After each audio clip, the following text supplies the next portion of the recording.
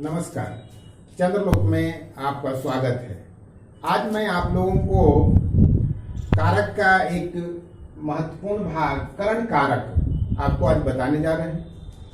तो पहले हम लोग देखेंगे करण कारक की परिभाषा। करण कारक किसे कहते हैं? साधकतमम करणम, अर्थात क्रिया संपादन में अत्यंत सहायक, क्रिया संपादन में अत्यंत सहायक होने वाला करण कारक होता है। अर्थात जिसकी सहायता से कोई अगर काम हो रहा है तो उसे हम करण कारक कहते हैं। करण कारक में तृतीया विभक्ति होती है। करण कारक में तृतीया विभक्ति होती है। एक उदाहरण से हम लोग देखें, जैसे राम ने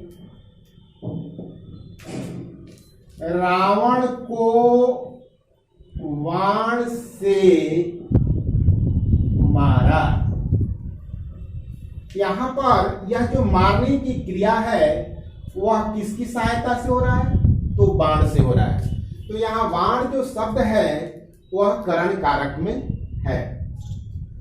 इसका संस्कृत में अगर हम अनुवाद बनाएं तो करण कारक में कर्णे तृतीया, करण कारक में तृतीया विभक्ति होगी। तो बाण में, बाण शब्द में क्या होगा? वाणीन।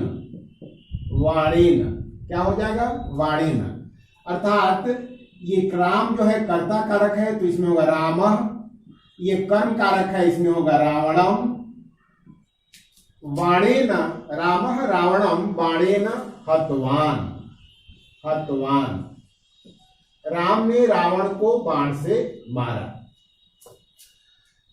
अब आइए अनुक्ति कर्तरी तृतीया। इसका मतलब होता है कि अगर कोई वाक्य कर्मवाच्य या भाववाच्य में हो तो उसके कर्ता में तृतीया विभक्ति होती है। जैसे मया कृष्णः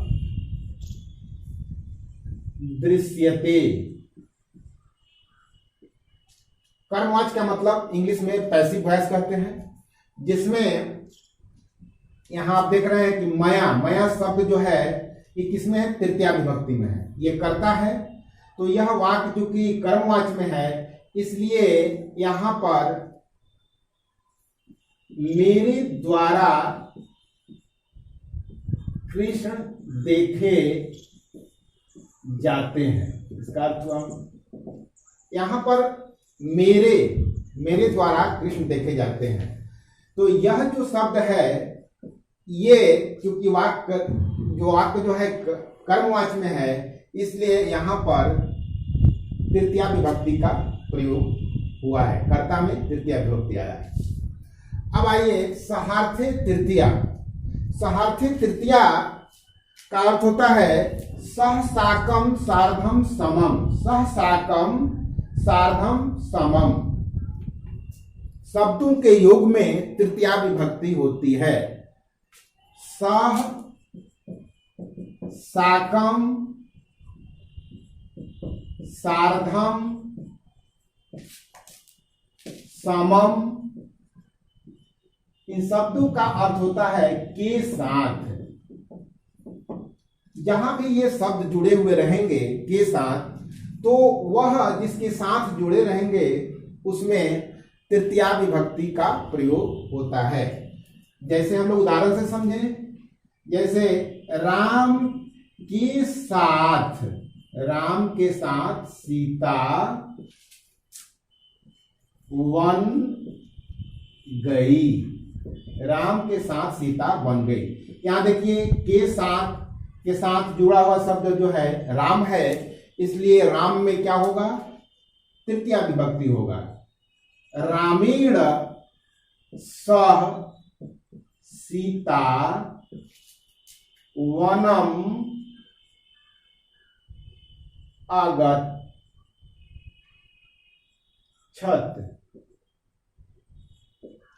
रामेण सह सीता वनम अगच्छत्, राम के साथ सीता बन गई। अब आइए यानांग विकार, इसका अर्थ क्या होता है? यानांग विकारः, अगर किसी वाक्य में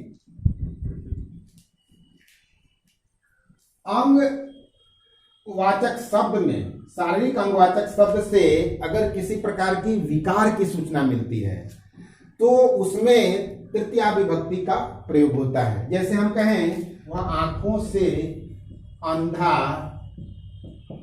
है,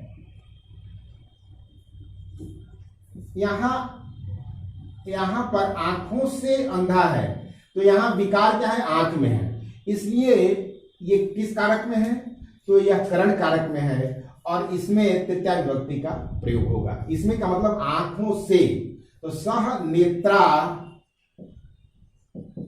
नेत्राभ्याम, यहां पर ध्यान दीजिए आंखों से का मतलब हमारे पास दो आंखें होती हैं, इसलिए द्विवचन में यह प्रयोग हुआ है। सह नेत्राभ्याम अंधा अस्ति। इसी प्रकार आप कह सकते हैं जैसे वह पैर से लंगड़ा है, सह पादेन खंजः अस्ति। वह पीठ से कुबड़ है, सह पृष्ठेन कुब्जः अस्ति। वह एक आंख से काना है, तो सह अक्षणा काणः अस्ति। अब आइए इत्थम भूत लक्षणे वा उपलक्षणे तृतीया।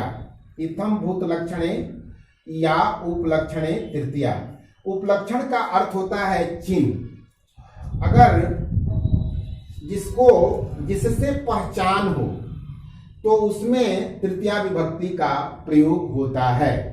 जैसे कहें कि सह वस्त्रेण सजनः प्रतिभाति, वह वस्त्र से सजन प्रतीत होता है। यहां पर वह जो व्यक्ति है उसकी पहचान किससे हो रही है, तो उसके वस्त्र से हो रही है। तो जिससे पहचान हो वह करण कारक होता है और उसमें तृतीया विभक्ति का प्रयोग होता है। सह वस्त्रेण सजनः प्रतिभाति। जैसे कहें कि वह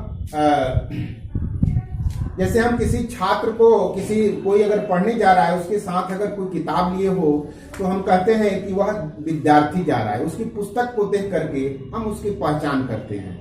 तो उसी प्रकार हम कह सकते हैं कि सह पुस्तकेन छात्रः प्रतीयते। सह पुस्तकेन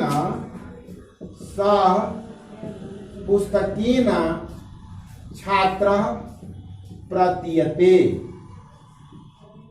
यहां ध्यान दीजिए, यहां पर इस छात्र की पहचान किससे हो रही है, पुस्तक से, इसलिए इस पुस्तक शब्द में तृतीया विभक्ति का प्रयोग हुआ है। हम समझते हैं कि करण कारक आप समझ गए होंगे। करण कारक में एक बार हम लोग रिवीजन कर लें।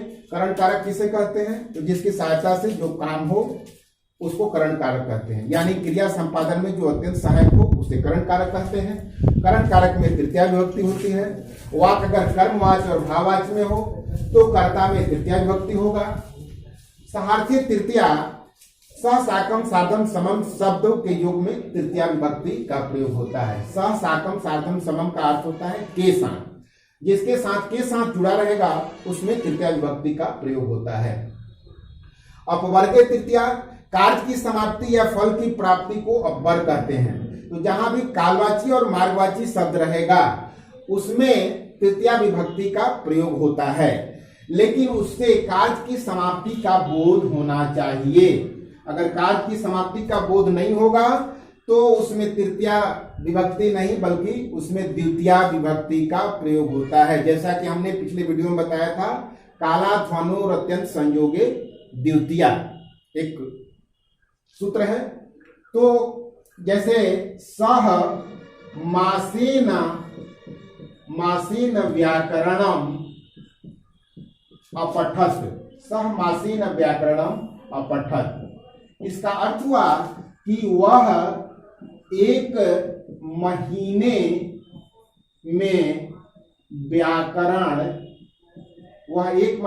व्याकरण पढ़ लिया। यहाँ ध्यान दीजिए कि यहाँ जो कालवाची शब्द मास महीना प्रयोग हुआ है, एक महीने में देख करके आप अधिकरण नहीं, यहाँ यहाँ पर ये देखेंगे कि यहाँ पर कार्य की समाप्ति का बोध हो रहा है और इसमें कालवाचक शब्द है महीना, तो इसमें तृतीया विभक्ति होगा। तो सहमासीन व्याकरणम अपठन, यनांग विकार में जिसमें भी कहीं भी अगर सार्वत्रिक अंगवाचक शब्द से विकार की सूचना मिलेगी तो उसमें भी तृतीया विभक्ति का प्रयोग होता है। जैसे पादेन खंज, पृष्ठेन कुब्ज, अक्षराकार इत्यादि। इत्थम भूत लक्षणे या उपलक्षणे तृतीया, उपलक्षण का अर्थ होता है पहचान, जिससे अगर किसी की पहचान हो तो जिससे पहचाना जाए उसमें तृतीया विभक्ति का प्रयोग होता है। जैसे सह वस्त्रेण सजना प्रतिभाति, उस व्यक्ति की पहचान वस्त्र से हो रही है, इसलिए वस्त्र में वस्त्रेण तृतीया विभक्ति का प्रयोग हुआ है। इस प्रकार करण कारक समाप्त होता है। इन्हीं मैं समझता हूं कि आप को क्लियर हो गया होगा। अगर किसी प्रकार का दिक्कत हो तो आप हमें कांटेक्ट कर सकते हैं। अगर आपको वीडियो पसंद आए तो लाइक करें, सब्सक्राइब करें और अपने जो भी विद्यार्थी संस्कृत पढ़ने वाले हैं उनको शेयर करें। इन्हीं शब्दों के साथ जय हिंद।